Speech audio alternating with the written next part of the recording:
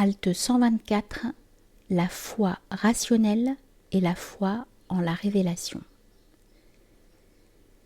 Le Très-Haut a dit: ou bien estimes-tu que les gens de la caverne et d'El-Raqim étaient parmi nos signes quelque chose d'extraordinaire?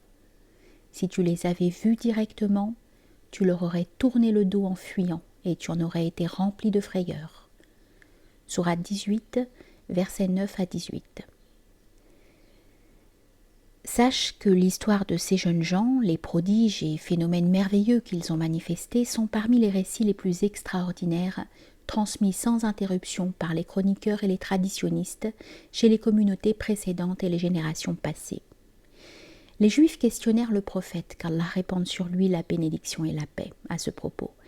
Et ce faisant, ils se donnèrent de l'importance et firent preuve d'orgueil en montrant leur éminence auprès de Dieu à cause des miracles dont ils avaient bénéficié, selon ce que prétendaient les interrogateurs et d'autres qui s'en tenaient aux aspects extérieurs des choses. C'est alors qu'Allah révéla le récit de leur histoire à son envoyé, lui expliquant leur situation extérieure et leur état intérieur, en lui donnant des éclaircissements sur leur station et leur degré spirituel. Le « estimes-tu » du verset est une forme interrogative allant interdiction, dans le sens de « n'estime pas », comme ils l'ont estimé, et « ne t'étonne pas », comme ils se sont étonnés. Ils croient en effet que ce qui arriva à ces jeunes gens fut d'entre nos miracles les plus extraordinaires, et que c'est que notre toute-puissance a fait de plus merveilleux. Cela vient de ce qu'ils estiment la rupture des lois naturelles habituelles comme étant la plus sublime des grâces accordées à ceux qui produisent des miracles, qu'ils en soient spectateurs ou leur servent de support. Ensuite, Dieu a informé son envoyé qu'ils avaient foi en la réalité de leur Seigneur et en son unicité, et qu'il leur donna encore plus de guidance en les affermissant et en leur donnant la paix intérieure. Il sut ainsi que la foi de ces jeunes gens venait de la lumière intellectuelle de leur raison, à la suite d'une conclusion logique, car ils n'étaient pas sous l'autorité de la loi d'un envoyé divin. La foi intellectuelle, bien que son degré soit élevé et qu'elle constitue une grâce importante par rapport à son absence, n'empêche pas celui qui en est doué de se trouver d'entre les égarés, si on le compare à ceux qui bénéficient d'une loi sacrée révélée, et d'être aveugle en regard de quiconque est doué d'une vue spirituelle intérieure. La raison pure, en effet, est incapable de concevoir comment s'implique l'absoluité d'Allah par son autodétermination dans les réceptacles.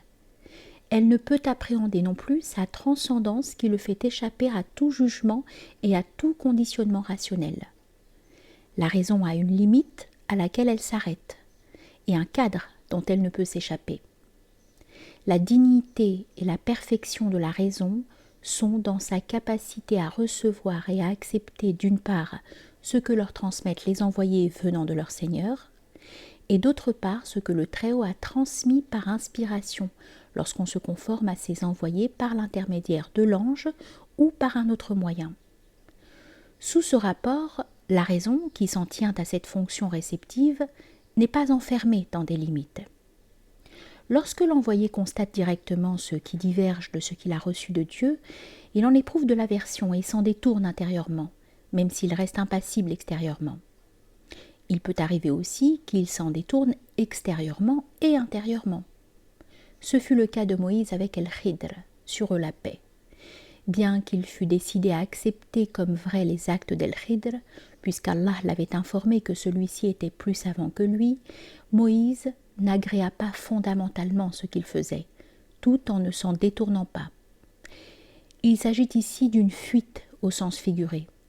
C'est selon la tradition avérée à la troisième épreuve qu'il s'opposa délibérément à Al-Khidr, alors que celui-ci l'avait prévenu dès le début de leur rencontre qu'il ne pourrait être assez patient avec lui, et qui perd patience se détourne. En lui racontant leur histoire, Dieu informa son envoyé de la situation intérieure des gens de la caverne, et que s'ils scrutaient leurs états intérieurs, ils verraient en les contemplant les implications de cette foi rationnelle, ce qui aurait pour effet qu'il se détourna d'eux et prit ses distances, conformément à ce que nous avons dit précédemment. Le prophète aurait été rempli de frayeur, car bien que les gens de la caverne, selon ce que l'on connaît de leur histoire, aient bénéficié de prodiges formidables et de phénomènes de préservation corporelle surnaturelle, ils n'avaient pas pour autant atteint le degré de la plus haute perfection, ni le rang sublime de la proximité de Dieu. C'est la meilleure preuve que les prodiges, même s'ils en imposent, ne prouvent pas la perfection ou la proximité de Dieu de celui qui les accomplit. Ils ne sont pas le privilège des êtres bénéficiant de la sollicitude divine, et ceux qui en sont doués de manière évidente ne sont pas nécessairement des êtres purifiés, ni ne sont obligatoirement orthodoxes.